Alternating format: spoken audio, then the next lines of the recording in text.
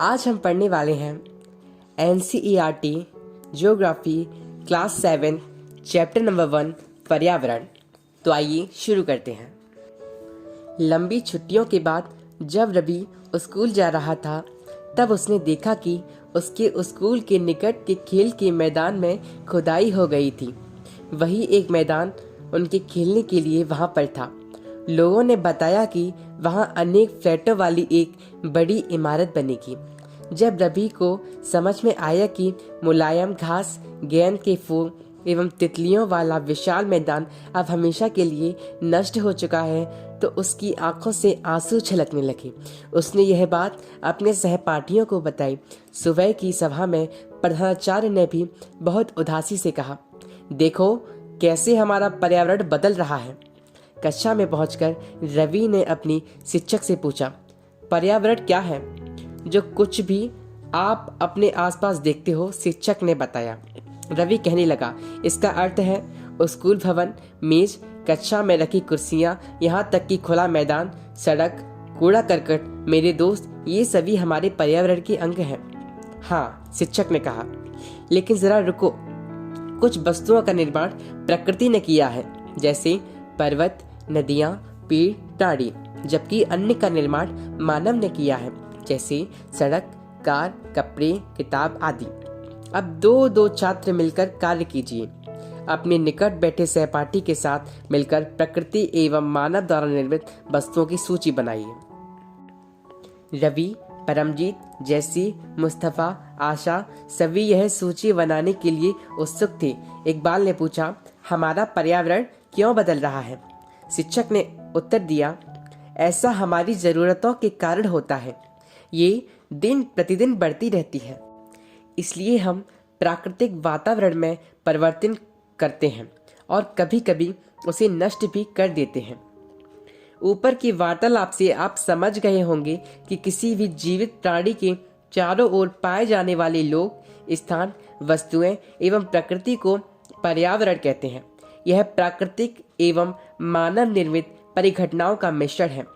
प्राकृतिक पर्यावरण में पृथ्वी पर पाई जाने वाली जीवीय एवं अजीवीय दोनों परिस्थितियां सम्मिलित हैं, जबकि मानवीय पर्यावरण में मानव की परस्पर क्रियाएं, उनकी गतिविधियां एवं उनके द्वारा बनाई गई रचनाएं सम्मिलित हैं। प्राकृतिक पर्यावरण। प्राकृतिक पर्यावरण भूमि, जल, वायु, पेड़ पौधे एवं जीव जंतु मिलकर प्राकृतिक पर्यावरण बनाते हैं। स्थल मंडल, जल मंडल, वायुमंडल एवं जैव मंडल से आप पहले से ही परिचित होंगे। आइए अब हम इनके संबंध में कुछ और तथ्यों की जानकारी प्राप्त करते हैं। पृथ्वी की ठोस परपटी या कठोर ऊपरी परत को स्थल मंडल कहते हैं। यह चट्टानों एवं खनिजों से बना होता है एवं मिट्टी की पतली परत से ढका होता है। यह पहाड़, पठार, मैदान, घाटी आदि जैसी विभिन्न स्थलाकृतियों वाला विषम धरातल होता है।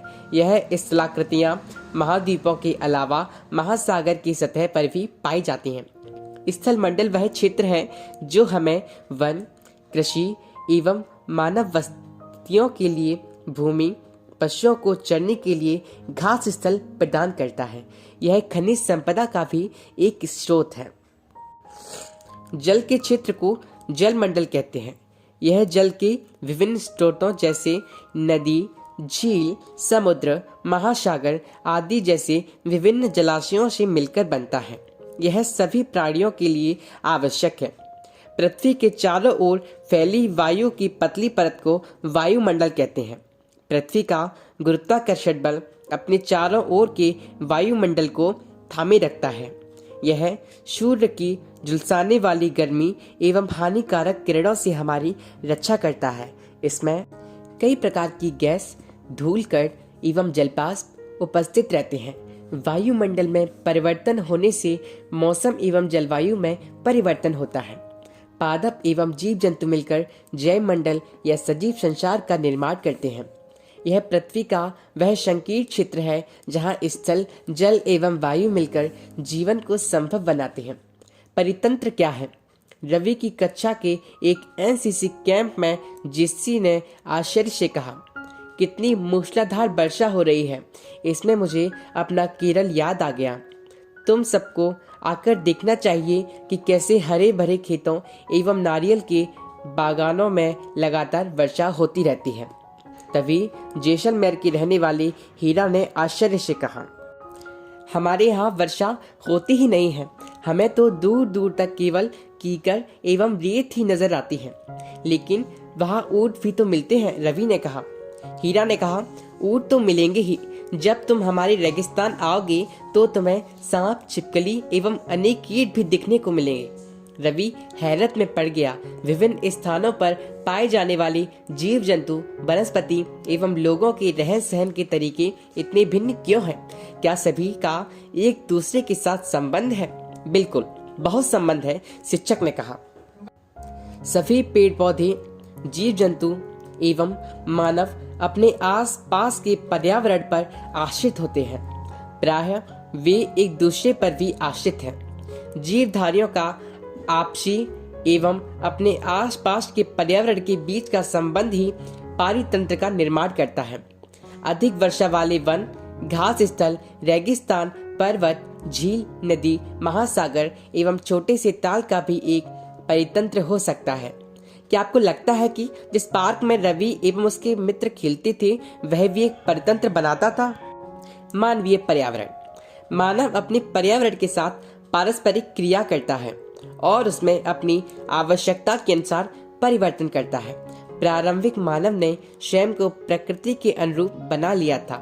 उनका जीवन सरल था एवं आसपास की प्रकृति से उनकी आवश्यकताएं पूरी हो जाती थी। समय के साथ कई प्रकार की आवश्यकताएं बढ़ी। मानव ने पर्यावरण के उपयोग और उसमें परिवर्तन करने के कई तरीके सीख लिए। उसने फसल उगाना, पशु पालना एवं स्थायी जीवन जीना सीख लिया। पहिए का आविष्कार हुआ, आवश्यकता से अधिक अन्न उपजाया गया, वस्तु विनिमय पद्धति का विकास हुआ, व्यापार आरंभ हुआ एवं वाणिज्य का विकास हुआ। औद्योगिक क्रांति से बड़े पैमाने पर उत्पादन प्रारंभ हो गया। परिवहन तेज गति से प्रारंभ हुआ। सूचना क्रांति से पूरे विश्व में संचार सहज और द्रुत हो गया। क्या आप जानते हैं कि आप गर्मी में रसीला तरबूज एवं सर्दी में भुनी हुई मूंगफली खाना क्यों पसंद करते हैं? प्राकृतिक एवं मानवीय पर्यावरण के बीच सही संतुलन होना आवश्यक है। मानव को पर्यावरण के साथ समरसता से रहने एवं उसका उपयोग सीखना चाहिए। रवि की कक्षा में मिजोरम की एक लड़की है नूरी। वह अक्सर अपने स्थान की हरियाली की बात करती रहती है। खेल का मैदान नष्ट होने के कारण रवि की उदासी देखकर नूरी ने उसे आने वाली छुट्टियों में अपने घर मिजोरम आने को कहा। रवि के शिक्षक ने सभी बच्चों से कहा कि छुट्टियों में वे जिन स्थानों पर जाएंगे वहां के भूदृश्य, घरों एवं लोगों की क्रियाकलापों का चित्र बनाकर लाएं। Thank you so much. तो इस प्रकार यह अध्याय समाप्त होता है। ये सभी ऑडियो बुक्स आपके एज ए यूपीएससी एस्पिरेंट आपके रिवीजन में बहुत ज़्यादा ही सहायक हैं।